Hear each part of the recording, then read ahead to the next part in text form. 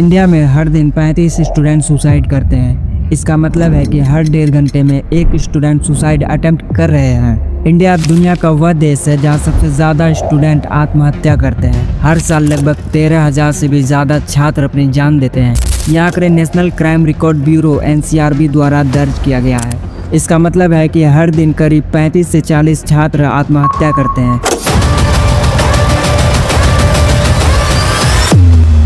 ये बहुत ही डरावने आंकड़े हैं। क्या आपको पता है कि भारत में सबसे ज़्यादातर आत्महत्याएं महाराष्ट्र में होती है, फिर तमिलनाडु, मध्य प्रदेश और उत्तर प्रदेश जैसे राज्य भी इसमें शामिल है, और कोचिंग शहरों जैसे कोटा में तो हाल और भी खराब है। तो ये है हमारी इंडियन एजुकेशन सिस्टम ट्रैप, जिसमें फंसकर लाखों स्टूडेंट अपनी जान दे चुके हैं।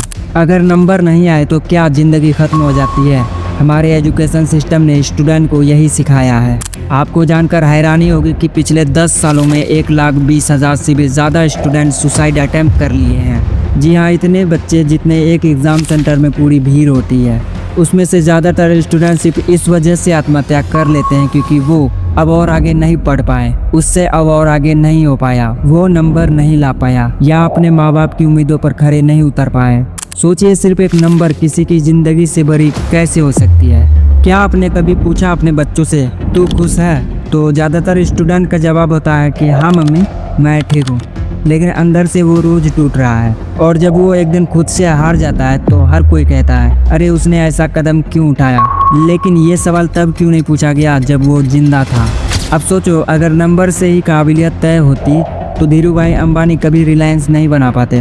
वो ना ही कोई डिग्री वाले थे, ना ही अंग्रेजी बोल पाते थे, लेकिन आज उनका बनाया गया रिलायंस एशिया की सबसे बड़ी कंपनियों में से एक है। Reliance Commercial Corporation. Sri Dhirubhai Ambani represented a strong mind which propagated that having a small aim is a crime. Dhirubhai, because he started Reliance with 1,000 rupees and proved that an ordinary Indian can create a world-class enterprise. क्या school में अच्छे number लाने का मतलब है कि तू जिंदगी में भी अच्छे करोगे? तो वो लड़का कौन है जिसके स्कूल में ठीक ठाक नंबर आते थे लेकिन टीचर उसे सीरियसली नहीं लेते थे? आज वही लड़का एलन मस्क है और उसकी कंपनी रॉकेट बना रही है। Elon Musk has officially become the richest person in the world. His net worth has crossed the $400 billion mark. तो क्या स्कूल के नंबर से उसकी काबिलियत पता चली? नहीं ना। और अगर रतन टाटा भी सिर्फ ये सोचते कि मैं पढ़ लिख कर अच्छे नंबर लाऊंगा, तो क्या आज उसके पास अपनी इतनी बड़ी टाटा कंपनी होती? नहीं, क्योंकि उन्होंने किसी नंबर या नौकरी का नहीं बल्कि अपने सपनों का रास्ता चुना। उन्होंने वो किया जो उसके दिल ने कहा, इसलिए आज वो लाखों लोगों को नौकरी दे रहा है। Now, Ratan Tata, one of India's biggest internationally recognized business leaders, has died at the age of 86. He was the chairman and CEO of the Indian conglomerate Tata Group, whose annual revenues exceed $100 billion. That includes worldwide companies in 7 business sectors, including Jaguar, Land Rover, and Tetley Tees. हम बचपन से सुनते आ रहे हैं, पढ़ाई करो, अच्छे number लाओ, नहीं तो कुछ नहीं बन पाओगे। लेकिन कोई ये क्यों नहीं कहता कि सोचो, समझो, कुछ नया करो? क्या हर बार नंबर ही तय करेगी कि कौन अच्छा है और कौन नहीं? कभी किसी ने पूछा कि 95% लाने वाला वो लड़का आज बेरोजगार क्यों बैठा है?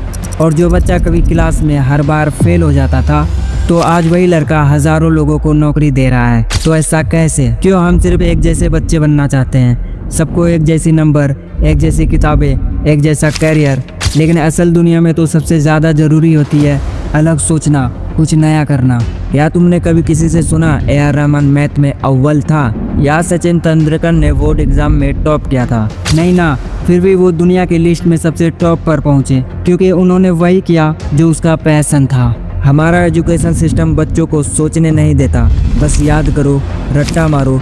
बस एजुकेशन के नाम पर 25 साल गधा मजदूरी करवाते हैं और उसके बाद भी नौकरी की कोई गारंटी नहीं। और जो बच्चा सवाल पूछता है उसे डिस्टर्ब कहा जाता है, लेकिन सच तो यह है कि सवाल पूछने से सोच पैदा होती है। क्या आपको पता है कि 1835 में अंग्रेज ने एक ऐसा कानून बनाया जिसने हमारी पूरी शिक्षा व्यवस्था को बदल कर रख दिया? इस कानून का नाम था द इंग्लिश एजुकेशन एक्ट 1835। इस एजुकेशन सिस्टम में बस इतना ही सिखाया गया कि जो हम बोले वही करना है, और इसे भारत की काउंसिल ने पास किया था। लेकिन इसके पीछे अंग्रेजों की चाल ये थी कि भारत को उसकी अपनी भाषा और संस्कृति से दूर किया जाए। उन्होंने कहा कि अब पढ़ाई अंग्रेजी में होगी और बाकी सब भाषाएं बेकार है। इससे हमारे गुरुकुल, मदरसे और पारंपरिक ज्ञान धीरे धीरे खत्म होने लगे। बच्चों को अपनी मातृभाषा में नहीं, एक विदेशी भाषा में सोचने पर मजबूर किया गया। इससे एक नया भेदभाव पैदा हुआ। अंग्रेजी बोलने वाले ऊपर समझे जाने लगे और बाकी लोग पीछे रह गए।